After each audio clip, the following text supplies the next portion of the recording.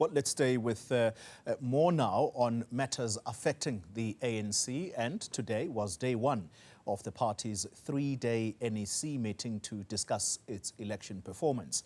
This is the NEC's first meeting since the general elections, and it will be followed by lekgotla from Sunday up until Tuesday. Juniour Khumalo was there, and he joins us in studio now to talk to us about what are some of the issues or perhaps things that the ANC might want to change given the electoral performance of May the 29th?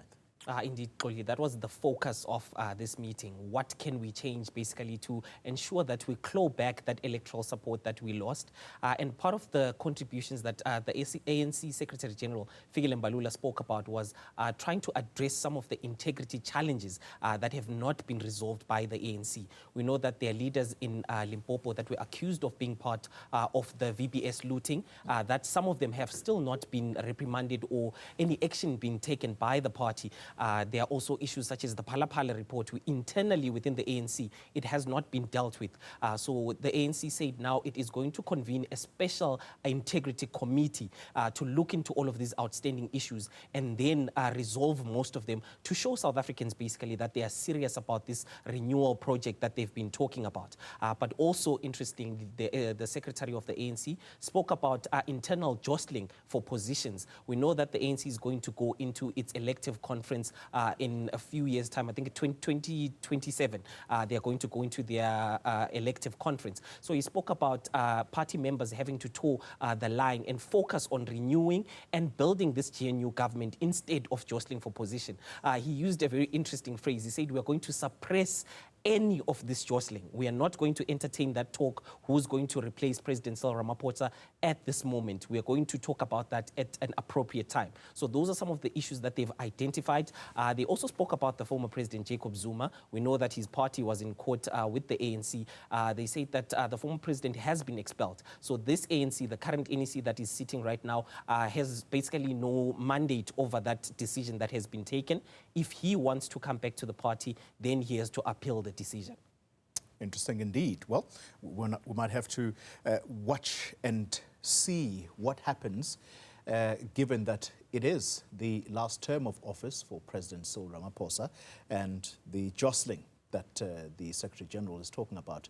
We start seeing that very early on, and so it's going to be an interesting time for them to see how they handle this. Let's then talk about matters further afield. You had a conversation on the sidelines of this meeting of the NEC that is taking place, but you were talking to the Minister of International Relations and Cooperation about the Middle East tension that seems to be escalating. Let's start with whether these questions or even this matter of the Middle East was discussed at all at the media briefing that was chaired by the Secretary General. No, it was not discussed by the Secretary General of the ANC, Fikile Mbalula. It was actually spoken, the person who addressed it was Ronald Lamola. So we did manage to speak to him and talk about what happened with the Hamas leader that was killed actually in Iran. And he said that basically this is a violation of a lot of international laws. And he said that it goes against the efforts that most countries have been trying to put in place to try and ensure that there is a ceasefire when it comes to Gaza. We know that when it comes to the ANC government, they have been very vocal about what was happening in Gaza. They took the matter to the ICJ.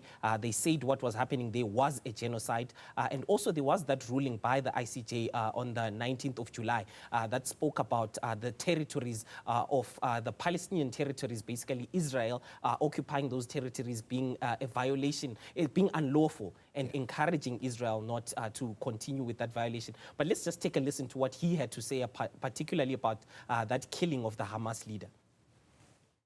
It is against international law. It also undermines the ongoing peace process that is aimed to find long-lasting peace in Palestine and the Gaza Strip, but also an immediate issue of a ceasefire. So it should not happen. It should not be encouraged, and we condemn it with all contempt it deserves, because we need to find a long-lasting solution in terms of the two-state solution. It is against international law. It is also against all principles of the United Nations. Junior, as a political journalist, does it strike you as strange that the ANC has not put out a statement on the assassination of Ismail Haniyeh, given that the ANC has fraternal relations? This we know for a fact because there has been a Hamas delegation that has come to South Africa, but not under the auspices of government, but through ANC sort of visits. Now, here's a leader of Hamas assassinated, and this is someone who, by the way, on the back of the October 7 attacks against Israel, had a phone call which caused our former Minister of International Relations a bit of a headache as to what the phone call was about between her and Ismail Haniyeh. But here we sit today, the ANC has not issued a statement on his assassination. Is that something strange? It is very strange, given the relations between Hamas and the ANC in particular. And a lot of people would view that as basically a dilution of the ANC stance, given now that they are in partnership with the DA in this government of national unity. But to be fair to the ANC, they would argue that they have been focusing on this NEC meeting because to them it is very crucial that they address some of those issues that have seen them basically drop below 50% of the electoral support. So maybe they were too preoccupied with that. But we did hear Lamula right now just speak about how they are condemning this act. So he was very strong in his words by saying that.